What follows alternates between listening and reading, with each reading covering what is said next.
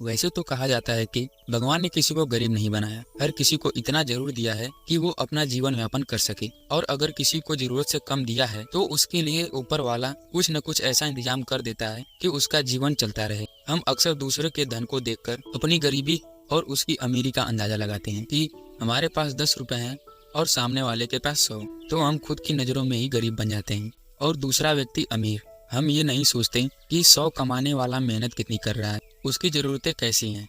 हम बस दूसरे के धन को देखते हैं और अपनी राय बना लेते हैं। आज हम इस गौतम बुद्ध की मोटिवेशनल स्टोरी में जानेंगे कि भगवान बुद्ध के अनुसार एक अमीर और धनवान व्यक्ति कौन होता है। साथ ही आप समझेंगे कि गौतम बुद्ध हर व्यक्ति को धनवान क्यों कहते हैं।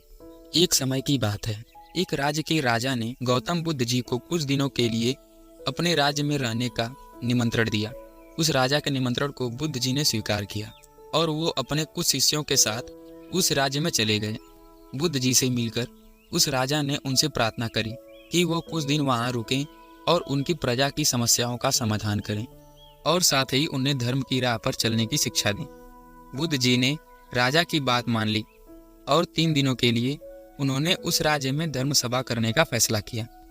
गौतम बुद्ध जी के आने की खबर पूरे राज्य में फैल गई और धर्म सभा के पहले दिन ही बहुत लोग आए। उस राज्य में एक चौराहा था जहाँ पर एक भिखारी बैठा करता था। उसे भी गौतम बुद्ध जी के आने की खबर मिली, मगर वो सोचने लगा कि धर्म सभा में जाकर मुझे क्या मिलेगा, यहीं बैठा रहता हूँ, यहाँ बैठूंगा तो कुछ पैसे ही मिल जाएंगे। जैसे जैसे लोग आएंगे वो मुझे भीख में कुछ न कुछ देकर जाएंगे। पहले दिन बहुत लोग आए और उस भिखारी की अच्छी खासी कमाई हो गई। अगले दिन फिर वही सिलसिला चला। भीख मांगने के साथ साथ भिखारी ने एक चीज नोटिस किया, धर्म सभा में जाते वक्त लोग दुखी और उदास होकर जाते हैं और उसे कुछ देकर भी नहीं जाते, लेकिन जब वो बुद्ध से मिलकर वापस आते हैं तो काफी खुश दिखते हैं और खुशी खुशी भीख भी देकर जाते हैं। यही सोचते सोचते दूसरा दिन भी निकल गया, लेकिन तीसरे दिन बहुत कम लोग आए तो भिखारी परेशान हो गया। उसकी कमाई भी नहीं हो रही थी, तो उसने सोचा कि बुद्ध जी सबकी समस्याओं का उपाय दे ही रहे हैं, तो क्यों ना मैं भी उनके पास जाऊं और अपनी इस निर्धनता को दूर करने का उपाय पूछूं। ऐसा सोचकर वो भी धर्म सभा में चला गया, लेकिन वहाँ लाइन लगी थी जिसमें वह सबसे पीछे खड़ा था। फिर कुछ देर बाद बड़ी मुश्किल से उसका नंबर आया। बुद्ध जी के पास पहुंचकर उसने प्रणाम किया और बोला, भगवान, इस गांव में सभी लोग खुश हैं और सभी धन सुविधा से संपन्न हैं, फिर मैं ही निर्धन क्यों हूँ। उस भिखारी को देखकर भगवान बुद्ध बोले, तुम निर्धन इसलिए हो क्योंकि तुम हमेशा दूसरों से मांगते रहते हो, लेकिन कभी किसी को कुछ देते नहीं। तुम सोचते हो कि लोग तुम्हें भीख में बहुत पैसे दें, लेकिन बदले में तुम किसी को कुछ देना नहीं चाहते। ऐसा सुनकर वो भिखारी बड़ी हैरानी से बोला, भगवान, मैं क्या लोगों को कुछ दूंगा, मेरा तो खुद का गुजर बसर भीख मांगकर चलता है, मेरे पास देने को है ही क्या। बुद्ध जी कुछ देर के लिए मौन हो गए और थोड़ी देर बाद बोले, तुम बहुत मूर्ख हो। किसी को देने के लिए या दूसरों के साथ बांटने के लिए ऊपर वाले ने तुम्हें और हम सभी को बहुत कुछ दिया है।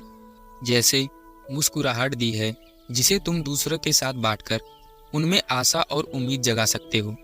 आवाज दी है जिससे तुम मीठे शब्द बोलकर लोगों की तारीफ कर सकते हो। 2 हाथ दिए हैं जिससे तुम दूसरों की मदद कर सकते हो।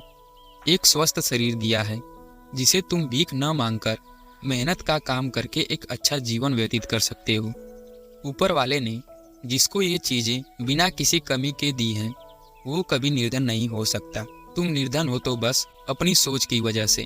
जैसे जैसे तुम इस सोच से बाहर निकलोगे, तुम खुद को दूसरों जितना अमीर समझने लगोगे और तुम्हारा जीवन भी सुधर जाएगा। दूसरों की खुशी देखकर उनसे अपनी तुलना मत करो। ऊपर वाले ने हर किसी को धनी बनाया है, बस जरूरत है तो अपनी सोच को सुधारने की।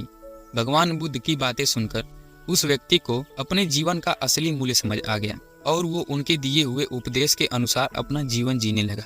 इस कहानी से हमें यह शिक्षा मिलती है कि हम सभी लोग जब दूसरों से अपनी तुलना या दूसरों को खुश देखते हैं तो हमें लगता है कि हमारा जीवन ही खराब है और बाकी सब मजे में है। हम कभी अपने जीवन की अच्छी चीजों पर ध्यान ही नहीं देते।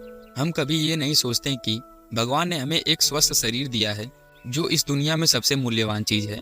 आप भले ही कितने अमीर क्यों न हो जाएं, अगर आपका शरीर काम का न रहे तो वो पैसा भी किसी काम नहीं आता। और दूसरी तरफ अगर आप गरीब भी हैं लेकिन आपका शरीर एकदम स्वस्थ है तो आप अपने आप में ही एक अमीर व्यक्ति हैं। एक स्वस्थ शरीर पैसों से कितना ज्यादा जरूरी है इस कोरोना काल में हम सभी देख चुके हैं।